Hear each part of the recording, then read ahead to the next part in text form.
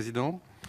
Vous voulez rappeler, Monsieur le Ministre, la LOM prévoit que l'AFITF investisse 13,7 milliards d'euros dans les infrastructures de transport entre 2018 et 2022. C'est une somme importante, mais qui est, vous le savez, nous le savons tous, nécessaire. Pour l'instant, la trajectoire d'investissement semble avoir été respectée, notamment grâce aux soutiens conjoncturels qui ont été accordés dans le cadre du projet de loi de finances pour 2021, dans le cadre de la loi de finances pour 2021. Je voudrais vous poser 3 questions. J'en aurai beaucoup d'autres, mais il faut laisser un peu de place aux collègues. Ma première question porte sur les infrastructures ferroviaires. Vous avez, à juste titre, rappelé que l'État avait apporté une aide exceptionnelle de 4,7 milliards à la SNCF pour sécuriser la régénération du réseau. Il semble qu'à la suite du 2e et du 3e confinement, SNCF Réseau ait subi une perte de l'ordre d'1 milliard.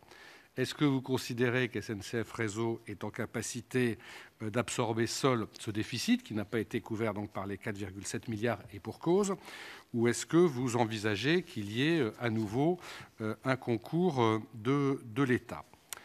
Concernant toujours le financement des infrastructures, le financement des infrastructures est bien sûr indissociable de la situation financière de l'AFITF. On se souvient que l'année dernière, il n'a pas fallu moins de 6 budgets rectificatifs pour arriver à ce que l'AFITF puisse remplir sa mission. Et je me félicite qu'il y ait eu un soutien exceptionnel de la part de l'État de 250 millions d'euros. La question de la pérennité des ressources de l'AFITF à moyen terme se pose. J'aimerais que vous nous donniez quelques indications sur les premiers enseignements de l'exécution du budget 2021 de l'AFITF, sachant que nous avions souligné, mon collègue Sautarel et moi-même, au moment de l'examen de la loi de finances pour 2021, que les prévisions de recettes pour l'AFITF nous paraissaient très optimistes. Que pouvez-vous nous dire sur le sujet, donc sur l'exécution de ce budget ?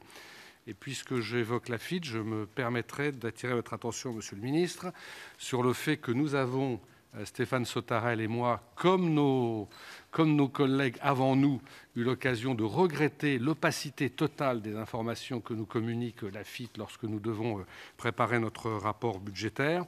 Donc si vous pouviez d'ores et déjà veiller à ce qu'il en aille différemment pour le projet de loi de finances pour 2022 et prendre des engagements en ce sens, on vous en serait très reconnaissant.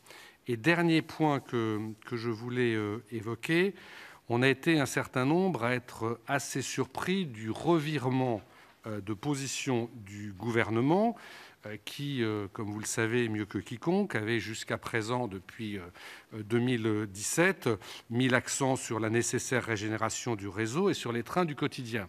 Or, en avril, à la stupéfaction générale, le Premier ministre a annoncé que les lignes à grande vitesse étaient à nouveau une priorité, comme Stéphane Sautarel en parlera, comme les trains de nuit. Il y a beaucoup de priorités, tout d'un coup, je ne sais pas pourquoi. Et donc, sur les lignes grande vitesse, on a annoncé 1 milliard sur la ligne Nice-Marseille, 4,1 milliards sur Bordeaux-Toulouse et 40% des coûts de la ligne Montpellier-Perpignan.